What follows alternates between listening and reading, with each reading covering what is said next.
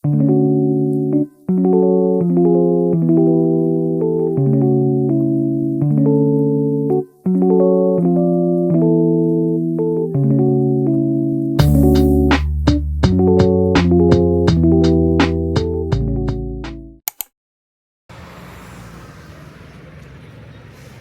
pero mainit. Nagtirik yung araw pero malamig yung hangin.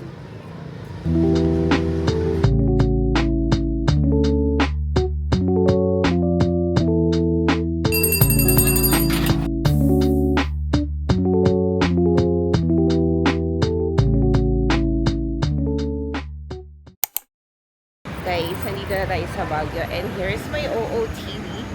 Ito yung binili ko sa Glorieta. And then this bag, Clarins bag siya. Regalo siya nung owner ng Bikram Yoga. And then I have my puffer jacket. Ito yung ginamit natin sa Korea. And dito ako nag-park sa SM Baguio. Medyo ganitong level lang muna tayo guys kasi nahihiya ako. Anyways, papunta tayo ng cathedral. Magsisimba lang ako since today is December 15. It's my birthday. And babalik din tayo ng Manila mamayang hapon. Yung weather as in malamig. Ay, malamig talaga siya. Dapat dadiretso na ako ng Burnham Park kanina. Unfortunately, wala kasing parking pala doon. So, yun, sa SM na lang ako nag-park.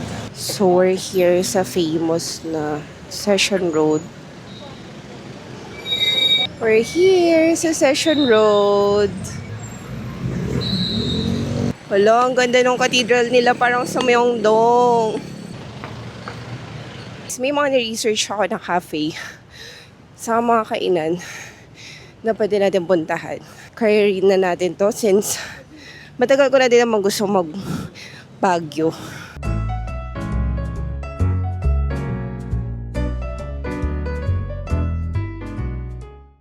Buti na talaga, mahangin dito. Malamig. Ay, ayun pala yung Rebel Bakehouse. Well, nasa listahan ko din yan. Yung Rebel Bakehouse, ayan siya guys. Puntahan din natin siya mamaya. Anyways, magsimba lang ako.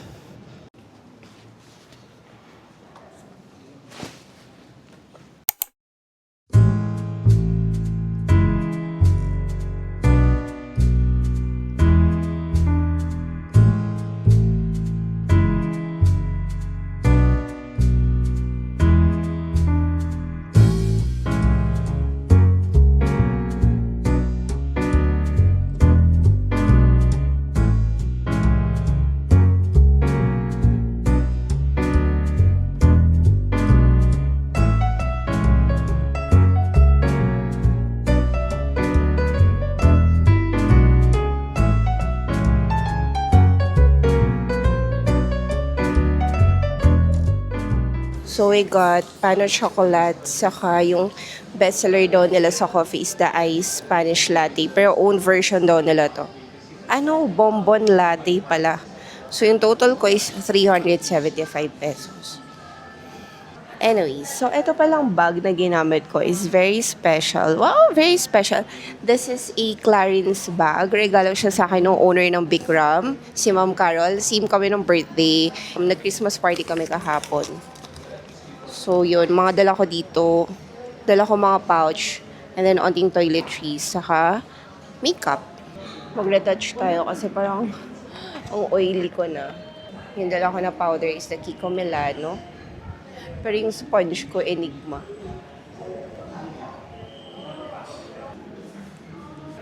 Ang lamig. Sinisipon na ako.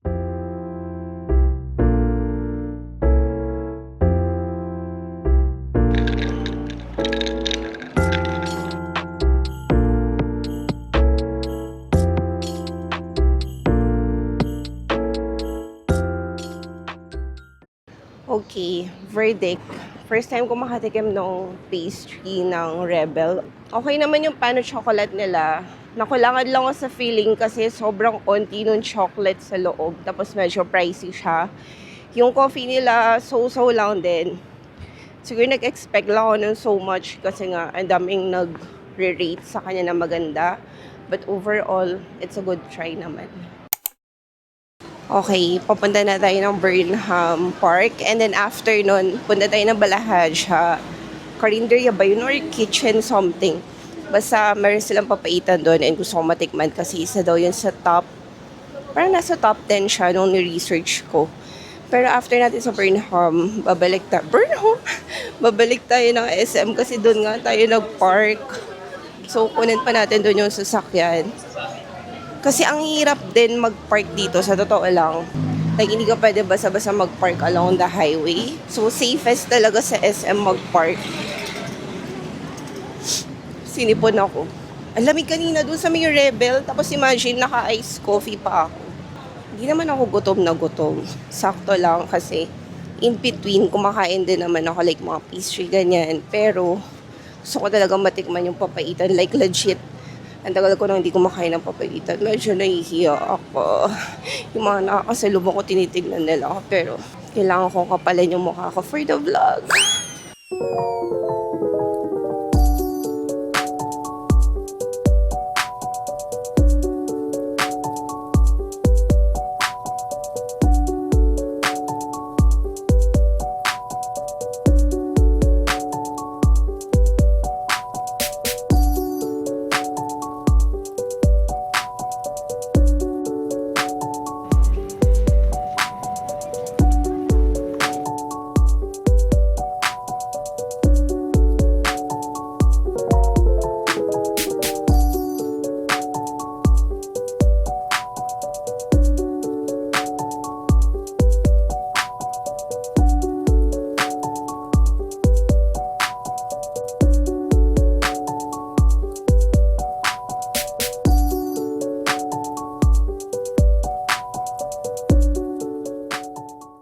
Bumili ko ng manggang hilaw. Tapos pinilagyan ko lang siya ng asin sa kasili.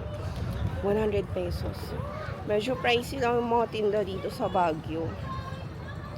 Ang asim niya.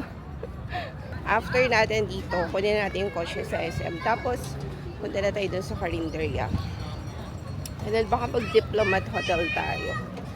Kung kakayanin kasi ang tatarik ng mga dinaanan ko kanina.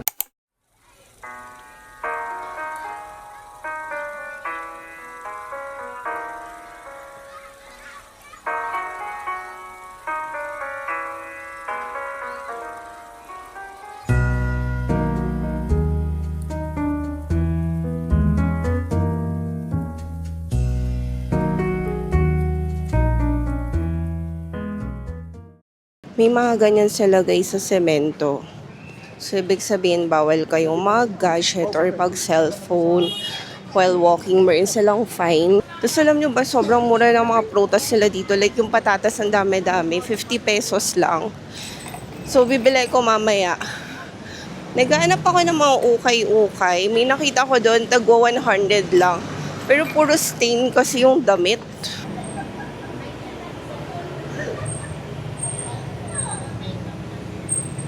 Hala, cake. Gusto kong bumili ng cake.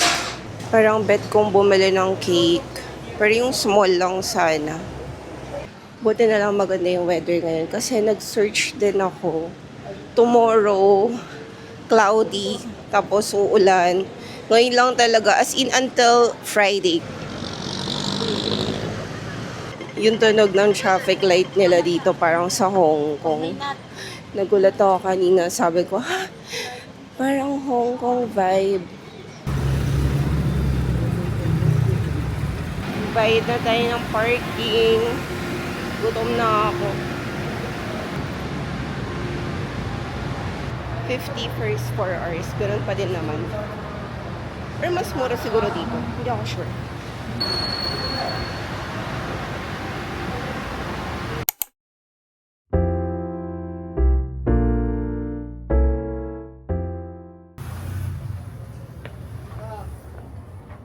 Magkano po yung mga pants nyo? Ha? 150.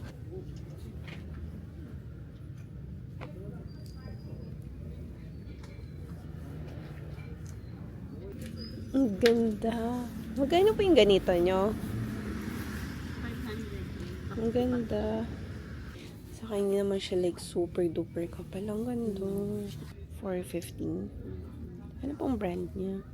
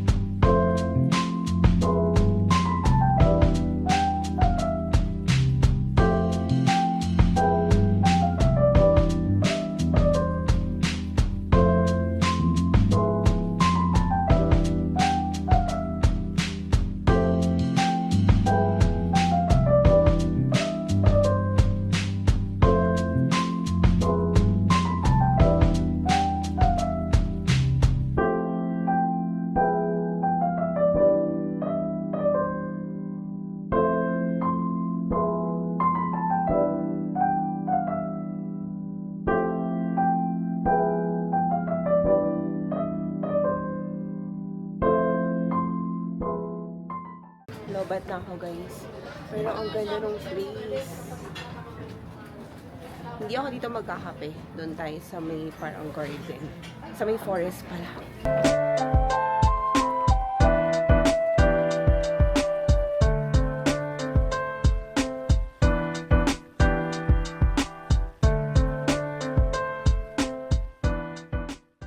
Guys, bibiling ko na tong jacket na to. Ang cute niya. Super cute. Wala na akong lipstick. Plus, stop natin yung cafe na nasa forest. I think that's 20 minutes away from here.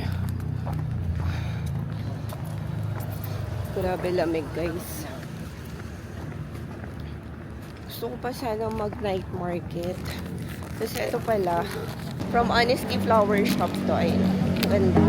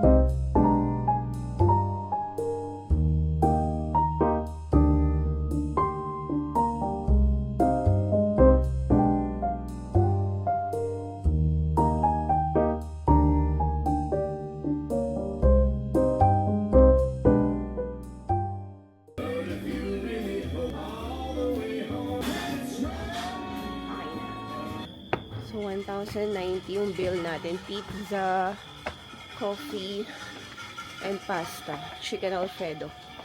Wala na akong lipstick. Ang ganda ng vibe dito, pero mas maganda dito pag morning. Wait nga, mag-lipstick ako. Ang shock ako na. Masarap yung mocha latte nila, in fairness. Anyways, so, pabalik na tayo ng Manila. And according to Waze, estimated time natin is mga 11 p.m. to 12. Tapos, baka mag-laundry na lang din ako. Mamaya, kung kaya pa ng katawan lupa ako. Anyways, nag-enjoy naman ako sa buong araw na to. Wala silang parking dito, so mag-park na lang kayo dyan sa tabi-tabi. Highly recommended kung gusto niyo mga chill vibe lang.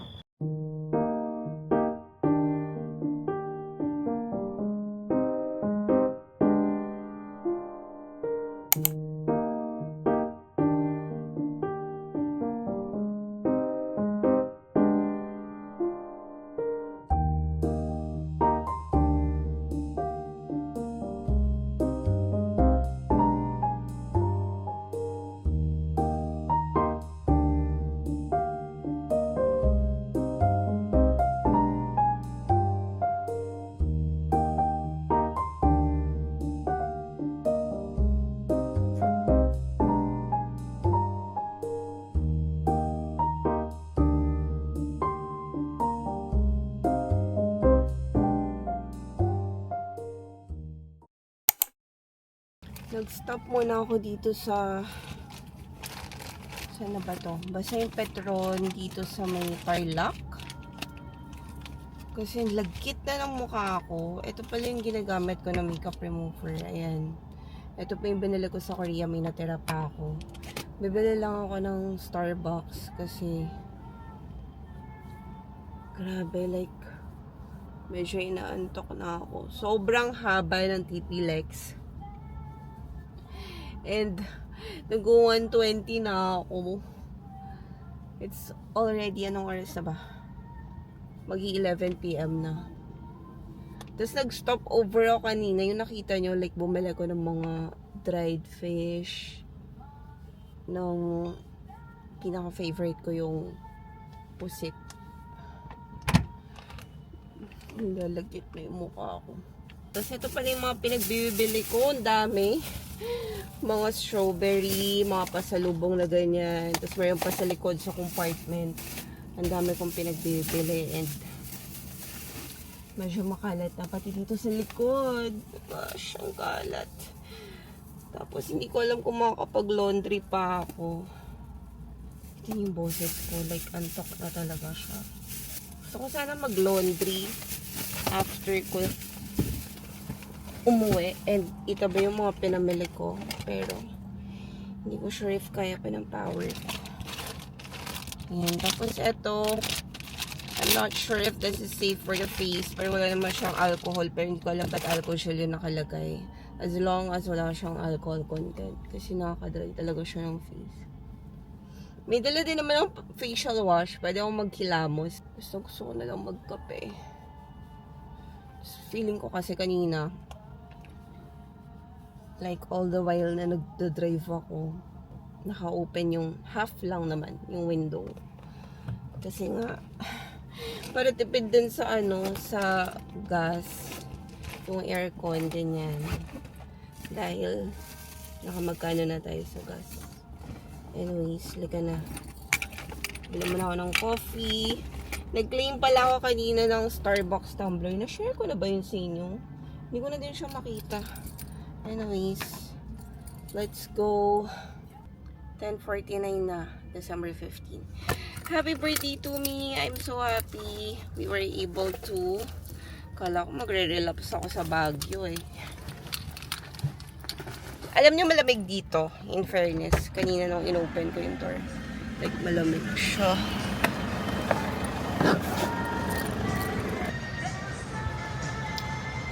Halata sa ice ko na antok na ako. Tingnan niyo yung eyebag. Dapat magpapalit ako ng damit, pero tinamad na ako kanina kasi nga ang daming tao, guys. Saan yung Starbucks? Pero hindi nakita ko signage ng Starbucks. So, doon ako nag-park. Sobrang layo. Tapos yung Starbucks, andito pa daw. Pero yung mga area dito sa paligid, like, ginagawa na siya. Kaya sabi ko, kaya bang lakarin? Sabi ng guard, kaya naman daw. Saan? Ah, okay. Ito na, nakita ko na. Ah, may drive-thru din pala. Di sana nag-drive-thru na lang ako.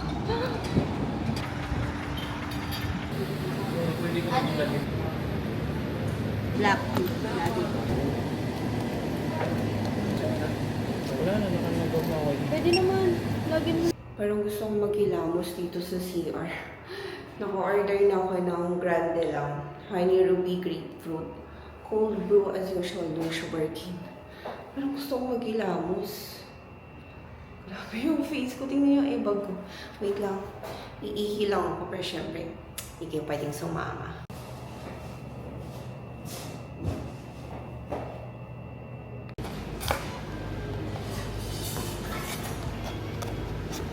Bye.